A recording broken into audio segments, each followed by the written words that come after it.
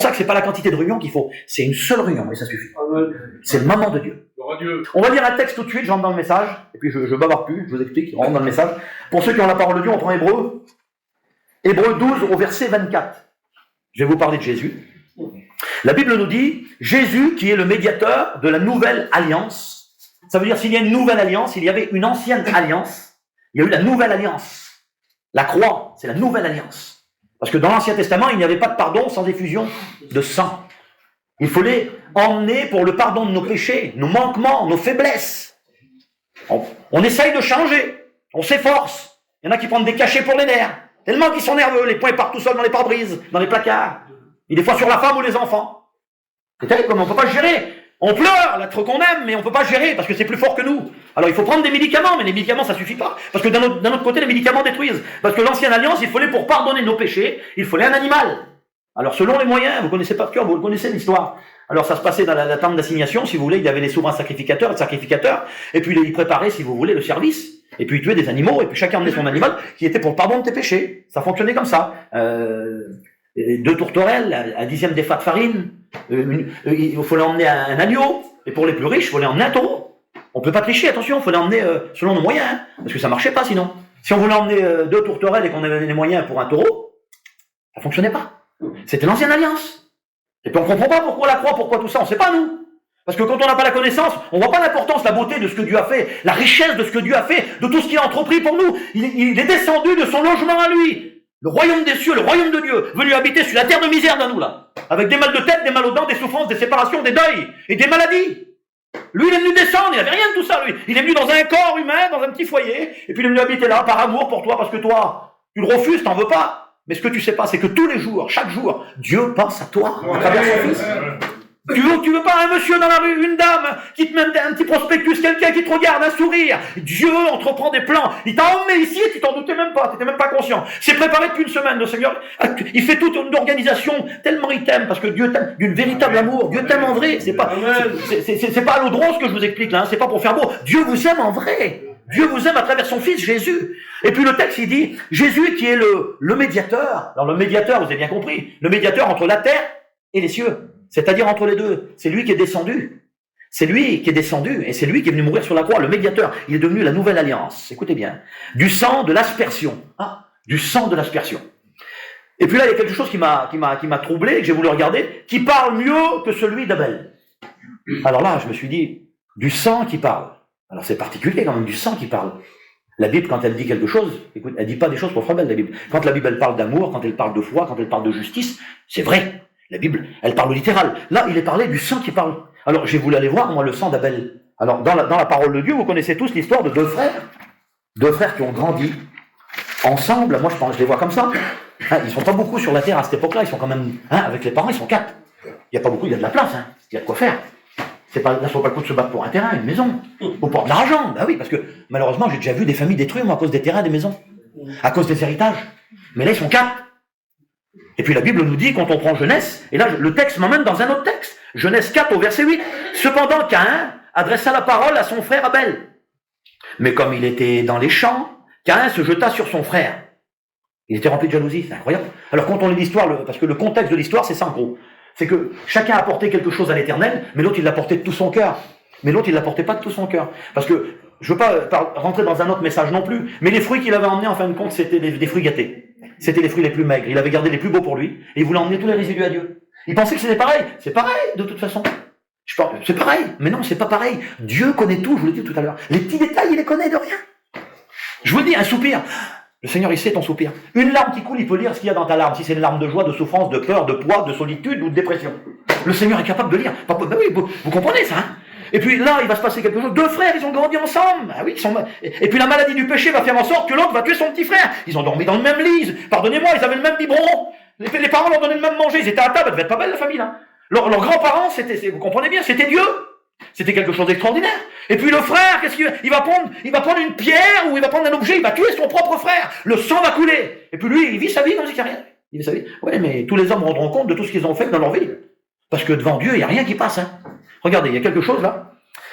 Il se jeta sur son frère, et puis la Bible nous dit, il le tua. L'Éternel dit à Caïn, où est ton frère, Abel? Il répondit, je ne sais pas, menteur. Suis-je le gardien de mon frère? Et Dieu lui dit, qu'as-tu fait? Et là, j'ai compris quelque chose. La voix du sang de ton frère crie de la terre jusqu'à moi. Mais pourtant, il ne peut plus se défendre, là. Ouais, le sang est en train de parler. Est-ce que le sang parlait? Alors je me suis posé la question. Mon père, à moi, était un homme qui mourait pour manger. Il adorait pour manger des chocolats, des sucres. Et puis le vieux, ça rappelle, tu mettais une bouteille d'oasis, il la buvait. Tu mettais une tablette de chocolat, il l'avalait, Zinda. Et puis ma mère faisait tout. Faut pas, ou sinon c'est dangereux. T'as du cholestérol, faut pas. Alors il se cachait, et puis il disait, faut pas le dire à la Nora, faut pas le dire. Et puis je pensais toujours à ça, et puis manger. Oui, mais quand il allait faire ses analyses et que la prise de sang révélait, moi sinon t'as mangé du sucre. Le sang révèle la vérité. Celui qui passe son permis et qui boit de l'alcool en cachette, qui ne peut pas s'en empêcher, quand il arrive devant le monsieur là-bas et qu'il fait une prise de sang, le monsieur, vous avez pris de l'alcool? C'est pas possible que dans le sang tout révèle. Nous on croit tout cacher. Rien que le sang révèle qui tu es réellement. Ton sang parlera contre toi. Pas possible. Ton propre sang, tu penses que c'est à toi ton sang? Parce que la vie est dans le sang. Hein. Dans l'Ancien Testament, dans les Lévitiques, on peut voir que ils expliquent que la vie est dans le sang, l'âme serait dans le sang. Une personne qui perd du sang, automatiquement, elle perd trop de litres de sang. Qu'est-ce qui se passe au bout d'un certain moment? Le système ne fonctionne plus. Et puis moi, j'ai regardé, ça m'a intéressé parce que je me suis penché un petit peu sur le sang. Et puis j'ai voulu regarder ce que c'est que le sang parce que ça m'intéressait. Et puis on va voir ensemble, regardez. Alors le sang, ils appellent ça un tissu, les scientifiques, un tissu extrêmement organisé. Il est composé de 3 cellules, le sang. Il est composé de globules rouges, globules blanches et plaquettes. Ça représente, si vous voulez, en gros, les blanches, il y en a 1% dans le corps, et il y a 44% de rouges. Il faut 1000 globules rouges, et il y a pour une seule globule blanche. Alors, les globules rouges, regardez à quoi ils servent. C'est pour ça qu'ils sont rouges, le sang est rouge, parce que c'est le plasma. C'est ce qui circule dans le corps. On a à peu près 5 litres de sang dans le corps qui circule à 60 km/h. Bah vite quand même le sang. C'est pour ça qu'on regarde le pouls, là, il regarde si on a un accident ou quelque chose. Et puis quand ça circule à l'intérieur, il contribue le sang à maintenir la température du corps et à la régulation de la chaleur de l'ensemble du corps. C'est lui qui transporte l'oxygène, les globules rouges, dans tout le corps. C'est pour ça que tu as la vie partout. Dans tes doigts, dans tes pieds, dans tes jambes, que tu te sens bien. C'est pour ça qu'il y en a qui commencent à avoir des fourmis, c'est que le sang circule plus bien. Il y a des soucis. Alors si vous voulez, les globules rouges, ça sert à ça. C'est extraordinaire, les globules blanches. Regardez bien. Les globules blanches, c'est comme des gendarmes. C'est la police, c'est les pompiers, c'est les inspecteurs. Ils sont là pour protéger le corps, les globules blanches. C'est la moelle épinière qui les fabrique. Alors, il en fabrique très peu. Mais quand il arrive quelqu'un qui veut les attaquer, qui voit que c'est un ennemi, automatiquement, il se jette dessus eux, et il protège le corps. C'est l'immunité, ça. C'est fait exprès pour protéger les globules blanches. Et les plaquettes, c'est ce qui fait coaguler le sang. C'est pour ça qu'on les appelle des plaquettes. Parce que quelqu'un, si vous voulez, qui est hémophile, il a plus de plaquettes, il saigne, et puis il s'arrête plus, il se coupe, et puis ça s'arrête plus. Mais les plaquettes se mettent ensemble, et au bout d'un certain moment, font coaguler le sang. Donc le système du sang fonctionne comme ça. Et puis moi, je vais vous emmener, vous entendez, qui c'est qui va nous emmener? Attendez, bougez pas. Vous allez voir, je dis pas ça pour faire beau, parce que je suis pas là pour essayer de faire beau, c'est que il y a la suite derrière. Et puis moi, j'ai pensé à quelque chose. Il y a un des hommes les plus puissants au monde en ce moment, il a fait quelque chose, il a vendu tous ses biens, ses investissements, et puis vous le connaissez, il a investi dans quoi? Dans les vaccins. Les vaccins, il s'appelle Bill Gates. Et il est loin d'être fou, le monsieur là. Il a tout vendu, et puis il a acheté dans les vaccins. Et comme par hasard, comme il a investi dans les vaccins, le virus, il a tombé par chez nous. Ça a bien tombé quand même, il a de la chance, hein.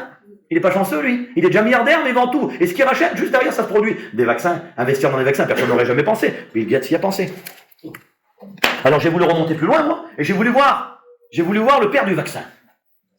Il y en a, ouais, je suis content, il y en a qui connaissent. Louis Pasteur, c'est bien.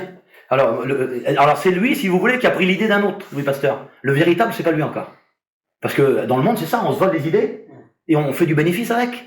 Alors, moi, j'ai regardé, et puis j'ai été un petit peu plus loin, et puis, parce que Louis Pasteur, lui, il a inventé le vaccin pour la rage.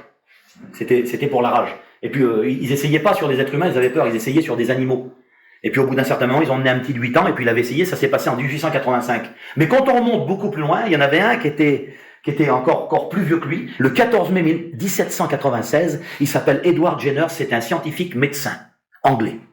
Il est le premier médecin à avoir introduit et étudié de façon scientifique le vaccin contre la variole. Il est considéré comme le père de l'immunologie. Personne ne l'avait fait avant lui. Vous savez comment ça a fonctionné? Je vous explique. C'est-à-dire qu'il y avait des vaches, et puis les vaches étaient malades. Mais il ne pouvait pas essayer sur les humains. Alors il a pris une idée, cet homme-là extraordinaire. Il a pris la maladie dans la vache, qui était malade, qui allait mourir, et puis il a dit, si je casse la force de la maladie, que j'en prends une infime partie, et je l'injecte dans une vache qui est en bonne santé. Il a une idée terrible, quoi. Et il a dit les globules qui est dans la vache, parce que c'est le même système, il y a des systèmes de défense aussi dans les vaches, pareil que nous. Ou les animaux, les lapins, les poules, les canards, ce que vous voulez. Et il a envoyé, et puis d'un seul coup, il s'est rendu compte que sa vache est tombée malade, et quelques jours après, la vache, elle a guéri. Et puis d'un seul coup, alors, il a inventé quelque chose d'extraordinaire, mais ça marchait sur des vaches. On pouvait pas essayer sur des humains. Et puis l'histoire nous dit qu'un jour, il y a une femme qui est venue vers lui, et puis elle est venue, elle le chercher, son petit enfant, qui était malade. Je sais pas l'âge qu'il avait, il était condamné parce que il avait été touché justement par une maladie, il était infecté. Et l'histoire nous dit qu'elle lui a demandé à Jenners de vacciner son fils. Elle en prenait toutes les responsabilités, il aurait jamais pu essayer. L'histoire nous dit que cet homme-là, il est parti quand il a essayé le vaccin, il a fui par la peur qu'il avait. Et puis l'histoire nous dit que il est devenu le père du vaccin, c'est lui qui a inventé le premier vaccin au monde. Contre quoi? Contre la variole. Le mot variole veut dire vaca. C'est du latin. C'est vaca, ce qui veut dire vaccin. Donc le mot vaccin veut dire vache. Je savais pas moi. Donc c'est de là, ça veut dire le père, c'est lui qui l'a inventé. Et juste après, il y a eu Pasteur qui a repris son étude à lui. Et puis donc, son rôle à lui, c'était quoi? C'était d'irradier la maladie dans les corps. Et puis moi, je me suis posé la question, j'ai dit, Dieu, quels les hommes, quelle beauté, Seigneur Jésus. Et puis d'un seul coup, moi, je me suis penché sur le sujet. Mais le vrai père, c'est pas encore lui. Ça monte encore plus loin. Oui. Ça monte encore beaucoup plus loin. Le vrai père du vaccin, il est là. Gloire à Dieu. Parce que dans le ciel, ils étaient en train de discuter ensemble, et puis la maladie du péché s'était établie sur toute la terre. Il fallait inventer le plus grand des vaccins, comment qu'on va faire? Et Dieu a un plan. Il a dit, moi je vais pas essayer sur une vache, on va pas essayer sur un enfant de 4 ans, moi je vais monter sur la croix. Et moi, je vais mettre mes mains, je vais les donner, parce que pour quelqu'un soit vacciné, il faut qu'il donne sa main. Alors il a dit, prenez ma main, parce que moi je l'offre. Et ils ont commencé à la percer, il a eu mal. Mais c'était pourquoi? Pour acheter l'humanité. On comprend mieux maintenant qu'il y a du sang maintenant, puis qu'on comprend mieux maintenant que celui qui mange, qui boit à mon sang, a la vie. Parce que le sang de Jésus est vraiment un breuvage. C'est vraiment un vaccin contre les maladies. Vous comprenez pas la beauté de ce que je suis en train de vous expliquer. Le sang de Jésus est beaucoup plus puissant que vous croyez. Les hommes ont cru inventer. Bill Gates, il vient avec son vaccin, il là, lui. Mais il est loin derrière. Pardonnez-moi, c'est un arriéré à côté de Jésus et Dieu. Parce que le plan de Dieu, depuis toute éternité, avait déjà été fabriqué pour te racheter à toi dans la petite salle de Drancy. C'est pas possible, Seigneur, que c'est beau comme ça. Alors on va continuer. Vous êtes avec moi, hein? Là, je vous ai dit que c'est intéressant. Je vous dis, c'est pas inutile, ça sert à quelque chose. Regardez, 1 Pierre 2, au verset 24. Lui, c'est lui, hein, qui a porté lui-même. On fait pas attention, nous, Seigneur. À quoi qu'il fait allusion, là? Lui, il l'a porté, lui. Les autres l'ont pas porté, ils ont pas pris le Rix. Louis Pasteur, pareil. Il y en avait un qui s'appelait le petit Joseph. Ça s'est passé comme ça. Il avait la trouille. Il voulait pas essayer. Il avait la trouille. Les gens pouvaient mourir. Alors le petit Joseph, ça fait mort par un chien enragé. Il s'est fait mort 14 fois. Vous imaginez dans l'état du petit qui devait être, hein. 14 fois. Ils ont pris le petit, ils ont tué le chien, ils l'ont emmené. Et puis quand ils l'ont emmené, le petit était condamné, quoi. Il allait attraper la rage. Ils ont dit, faut que tu vaccines le petit. T'as pas le choix. Ils ont été trouvés à Paris, là-bas. Et t'as pas le choix, faut que tu le vaccines. Il a vacciné le petit, puis il est parti s'en sauver. Dans son pays. Dans sa campagne, il est parti. Par la peur qu'il a eu, il a attendu. Et le petit est tombé malade, et quelques jours après, le petit a été guéri. Et puis après, il a inventé toutes les sortes de vaccins que vous pouvez imaginer. Et c'est pour ça qu'on les appelle les vaccins de Louis Pasteur aujourd'hui. Mais là, le texte de la parole de Dieu nous dit quelque chose. 1 Pierre 2, 24, lui qui a porté lui-même nos péchés en son corps sur le bois, afin que mort au péché, nous vivons par la justice. Lui, par les meurtrissures desquelles vous avez été guéris. Alléluia. Car vous étiez comme des brebis errants, mais maintenant vous êtes retournés vers le berger. Et il est le gardien de vos âmes. C'est pas beau ça? Il y en a assez que ça. Je dirais quoi de plus? Vous voyez pas la beauté de ce que je vous dis? Alors écoutez bien. Et puis l'autre fois j'avais été en Israël et puis il y avait le petit bracelet là. Mais je l'ai acheté à Jéricho moi. Et puis quand on va là-bas à Jéricho, ils connaissent la véritable histoire, les Juifs, quand on discute bien avec eux. Pourquoi le petit bracelet rouge là? Le petit bracelet rouge, ça s'est passé dans le livre de Josué. Dans le livre de Josué, il y avait une ville qui était imprenable qui s'appelait Jéricho. On l'appelait la ville des palmiers. C'était pas pour rien, les plus beaux palmiers étaient à Jéricho. Jéricho, c'était une ville de fruits. On voulait manger un fruit de qualité, que vous imaginez les meilleurs fruits, les meilleurs citrons. Ils étaient là-bas. Le sucre de canne, là-bas, est entrepris. Il y avait une qualité de sucre de canne, c'était reconnu. Les citrons, les pastèques, tout ce que vous pouvez imaginer, les meilleurs fruits d'Israël étaient là-bas. C'était reconnu parce qu'il y avait une chaleur, il y avait une atmosphère, il y avait tous ces remparts, ces murailles. C'était la ville ultra moderne. Mais cette ville-là, elle était dévouée par interdit par l'Éternel. Elle était dévouée par interdit. Le monde, il peut être beau comme vous voulez, il y a peut-être des belles choses dans le monde, mais il faut savoir bien une chose, c'est que la 3e guerre mondiale est en train de se préparer. Et le Seigneur est en train de prévenir l'humanité qu'il va venir prendre son église. Mais vous venez dans mon église là-bas, c'est rempli d'anciens pécheurs, rempli de tchoraveurs, de bagarreurs, de méchants, de menteurs. Mais j'aimerais vous dire que c'est le passé. Aujourd'hui, c'est des personnes dignes. Alors qu'est-ce qui s'est passé? L'Éternel avait ordonné à Josué d'envoyer des espions parce qu'il allait détruire la ville. Alors 2 espions vont venir dans la ville de Jéricho. Et ils vont venir regarder comment ça fonctionne. Cette ville qui était ultra moderne, ils n'avaient pas l'habitude des Hébreux. Ils vivaient sous des tentes, ils étaient simples. Et puis là, ils regardaient, et puis d'un seul coup, la ville de Jéricho, immense, tout moderne, avec tout. Et les 2 espions sont rentrés à l'intérieur. Et puis leur façon de marcher, leur façon de parler. Ils les ont vus qu'ils n'étaient pas comme tout le monde, ça se voit. Un Hébreu, un chrétien, ça se voit. Ils les ont vus, les gardes. Et puis ils les ont cherchés. Ils sont où les étrangers qui sont venus? Ils sont venus repérer, ils sont venus piller, ils sont venus faire quoi? Ils sont venus pour voir la ville. Et là, dans la ville, il y avait une femme, cette fameuse femme du bracelet là, elle s'appelle Rahab. Rahab, c'était une femme de mauvaise vie. Elle avait un vilain métier. C'était le péché, c'était la misère. Elle représente l'humanité dans tout son ensemble. L'humanité qui était menteur, tricheur, voleur. On joue au jeu, je connais un garçon, il jouait au jeu, il toujours avait des sous chez lui, et puis il jouait au jeu, il voulait pas le dire à sa femme, bien sûr il revenait, il disait, ça fait prendre les sous dans le camping. Il était pas menteur, c'est lui qui les avait pris, il allait au casino. Vous vous rendez pas compte? Alors au bout d'un certain moment, la femme, on s'en fait prendre les sous, la petite femme marchait dedans, c'est lui qui avait mangé tous ses sous au casino. C'était plus fort que lui, le casino l'appelait. Et le casino l'appelait, il ne peut pas faire autrement. Il n'était pas faible, lui. Bah oui, mais quand t'as un lien, il vous tient. Une petite cigarette comme ça, t'es malade, tu peux pas t'arrêter. Parce que t'es pas libre. C'est pour ça que le Seigneur, il est venu avec son vaccin merveilleux. Parce que quand il touche un homme, le Seigneur, il fume plus, il boit plus, il drogue plus. Et puis il est assis, puis d'un seul coup, il regarde un champ de blé, comme il a dit Titi. Titi, c'était pas un garçon à regarder un champ de blé, hein. Il vous a parlé comme ça, mais attention, hein. Quand vous allez là-bas chez eux, je vous promets que vous n'allez pas rentrer vite avec l'auto, hein. Faut aller doucement. Aujourd'hui, c'est des garçons qui se lèvent pour servir le Seigneur. C'est des garçons qui ont donné leur vie à Jésus. C'est 2 personnes différentes. Si vous le voyez, vous avez l'impression de voir son frère. Mais non, c'est Dieu qui l'a changé, c'est le même. Mais avec le vaccin de Jésus. Je vous promets, quand vous mettez le vaccin, mais l'avantage qu'il y a avec le vaccin de Jésus, c'est que vous ne serez pas malade. Vous n'aurez même pas 1 heure malade. Ça fonctionne tout de suite. Ça marche tout de suite, devant Dieu. Alors écoutez, ce qui va se passer, la petite femme là, que j'ai terminée. Alors les espions, ils vont chercher où se cacher, et la Bible nous dit qu'ils vont rentrer dans la maison de Rahab. Et quand ils vont rentrer dans la maison de Rahab, elle va les cacher. Elle va dire, mettez-vous en haut dans ma maison, dans les tiges de lin. Elle va les cacher en haut, et puis les gardes vont les chercher, vont dire, tu les as vus? Elle va dire, moi ils sont partis par là, c'est tout, je les ai pas vus. Elle va les protéger en sorte, quoi. Elle va garder. C'est comme celui qui a trouvé un trésor dans un champ. C'est terrible, hein. Il le cache, il le garde pour lui. C'est tellement précieux, on y fait attention, on veut pas le perdre. On veut pas que ça s'en va, attention, hein. Et puis, la Bible nous dit qu'elle va les cacher en haut, dans le toit de sa maison, et puis les gardes sont partis. Elle va tout de suite monter en haut et discuter avec eux. Elle va dire, je sais qui vous êtes. C'est pas rien, hein, quelqu'un qui cherche la vérité, que c'est beau. Que c'est beau, quelqu'un qui est vrai. Il y en a, ils veulent s'en sortir. Il y en a, ils veulent se sortir de la dépression. Ils veulent que leurs enfants soient bénis. Parce que quelque chose de bon, on veut l'emmener à nos enfants. On a emmené des tas d'argent, des fois, ça crée que la misère. Le petit, il achète des grosses autos, puis il est parti dans le monde. Et puis, ça ouvre des portes dans le monde, et dans le monde, et dans le monde, et dans le monde, et à la fin, c'est la ruine. Le monde n'apporte pas le bonheur. On ne peut pas dire que le monde apporte le bonheur, pardonnez-moi. On essaye d'apporter le bonheur, mais pas nous, on n'a pas le bonheur. Lui, c'est le véritable bonheur. Amen. Alors, qu'est-ce qui se passe? Eh bien, il se passe, elle discute avec eux, et puis d'un seul coup, elle dit, je sais que votre Dieu, c'est le véritable Dieu. Alors, ils l'écoutent, et elle va dire, j'ai entendu parler que Moïse a ouvert la mer. La conversation, c'est ça. La montagne en feu, les 10 commandements. Je sais que partout où vous allez, les armées fuient devant vous. Parce que le véritable Dieu, c'est vous. Elle dit, je le sais, moi. Alors lui et eux, ils vont avoir une conversation avec elle. Et ils vont commencer à y révéler la parole de Dieu. La parole de Dieu. Rahab, tout va être détruit. Comment? Parce que tout est dévoué par interdit. Il y a le péché qui règne ici. Et aujourd'hui, c'est l'apostasie complète. C'est dans le monde qu'on vit aujourd'hui. Excusez-moi, devant Dieu, je veux pas être maladroit. Mais je regardais un film avec mes enfants et même moi, j'étais pris au jeu. Je veux pas être maladroit. Ces 2 hommes ensemble, ils ont un petit enfant, et puis ils font rigoler, ils s'en occupent. Et puis à côté, c'est un couple normal. Mais même moi, je suis dedans, après je m'habitue. Ça me dérange moins au moins, devant Dieu.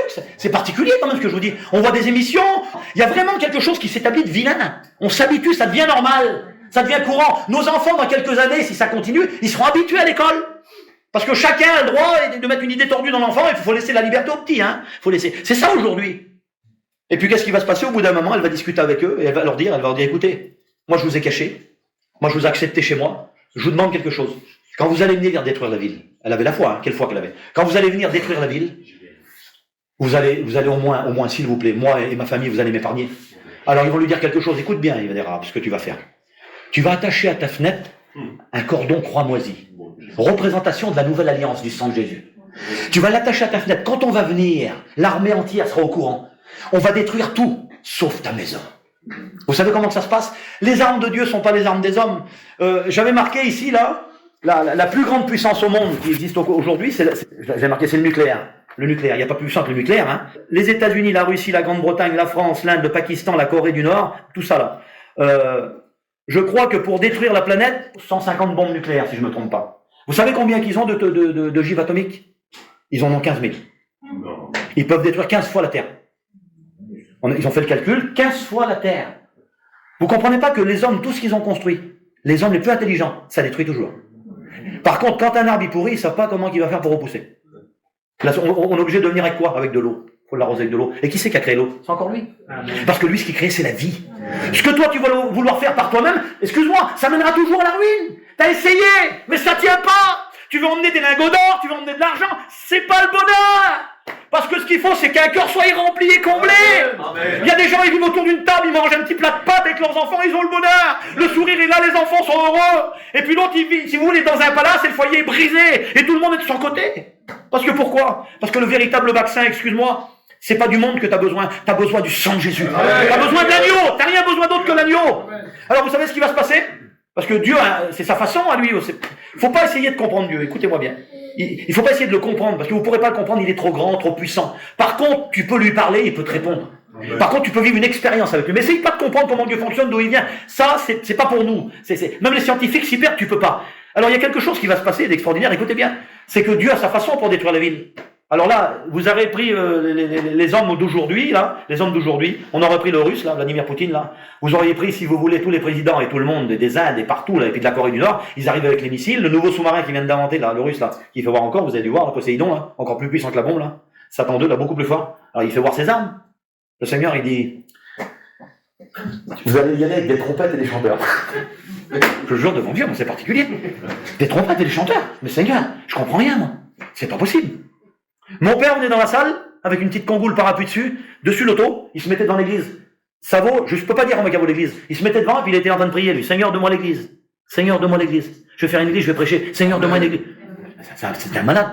Même moi, quand il rentrait, je suis son fils. Et puis un jour, il revient. Bon, on était à 4 dans le petit magalo, le pieux, ça rappelle. Bon, il dit, prenez les pelles dans le terrain, des pelles du vieux derrière, prenez-les. On va débroussailler, là-bas, le Seigneur m'a dit que je prends l'église. J'ai dit, mon père, tu vas nous faire ramasser. J'ai mon père, il dit, Maël, il dit, écoute-moi mon fils, tu parles pas, il dit, c'est moi qui prends la responsabilité. Il dit, n'importe qui vient, il dit, demain qui vient m'embrasser, il dit, je prends tout sur moi. Il dit, vous me suivez, et vous parlez pas, garçon, viens là-bas, on y allait. On était à 4, et puis on commençait alors, on regardait, on rigolait, nous, on se palmait, on se foutait de lui. Et puis lui, il était devant, et puis il était là en train de prier, et puis allez-y, nettoyez. On met la petite camping, 20 personnes dedans. Une vieille camping, il ouvre, il met des sous dedans, lui, il prend les sous d'A8, ça dîme, il restaure dedans. 20 places, devant Dieu, je me rappelle. Et puis tu te rappelles le camping, 20 places. Première réunion, plein. Il dit, il faut agrandir. Il dit, il faut agrandir. J'ai dit, il va me faire mourir. Alors après, les pelleteuses. J'en sais ramasser. Un terrain qui n'est pas à toi, tu arrives avec les pelleteuses. Allez voir chez nous là-bas comment ça vaut, allez voir dans l'église. C'est un beaucoup en plus, hein. C'est pas un vilain coin. La pelleteuse, tout, la police qui arrivait, il dit, monsieur, Dieu me l'a donné, il dit, vous inquiétez pas, il dit, je gère. Dieu me fou, tout le monde est fou là-dedans. Il va trouver à côté des gens, il donnait des boîtes de chocolat aux voisins, il trouve un ancien diacre, parce que c'était une ancienne église catholique. C'est là qu'il faisait des cultes. Et lui, il s'est renseigné, c'était un lieu cultuel. Un lieu cultuel, personne ne peut le prendre, c'est réservé pour faire des réunions. Il savait pas tout ça, mon père, il savait pas écrire, il savait pas lire. Il a pris le lieu, et puis on a fait l'église dedans. Il dit, le Seigneur me l'a donné, il dit, vous pouvez y aller. On a fait des investissements. Vous avez vu les investissements qu'on a fait dedans? Je sais pas si c'est de la foi, mais ça, c'est de la foi. Hein. Vous allez voir la beauté de l'église. Et puis il est venu. Alors le Seigneur, il vient avec des trompettes et des chanteurs. Il dit, les murs sont imprenables. Il faisait je sais pas combien d'épaisseur, les murs de Jéricho, d'auteur et puis de puissance. Il a dit, vous savez comment vous allez les avoir? En tournant autour. Vous allez tourner pendant 7 fois pendant 6 jours. Et le 7e jour, vous allez tourner autour 7 fois. Les sacrificateurs devant avec les trompettes, l'arche de l'alliance portée par les Lévites, le peuple derrière, et tout le monde se met en marche. Dieu, c'est pas beau? Vous voyez pas la beauté comme une église, ça fonctionne avec le pasteur, tout le monde fait confiance. Le pasteur, il est devant, l'Éternel est devant, le pasteur derrière, l'arche de l'alliance, et ils font le tour. Mais il y a des choses impossibles, mais ça se produit avec Dieu. Il n'y a pas un cœur trop dur pour Dieu, il n'y a pas une personne trop haute pour Dieu, il n'y a pas un miracle que Dieu peut pas faire. Dieu peut tout, et ils vont commencer à tourner autour. Les autres, vous croyez qu'ils rigolaient pas, oh? Mais qu'est-ce qu'ils sont en train de faire? Ils tournent autour, et puis, vous croyez quoi? Avec des cantiques? C'est ça, les inconvertis, ils comprennent pas, oh? Avec des cantiques dans une église, en mission avec un chapiteau?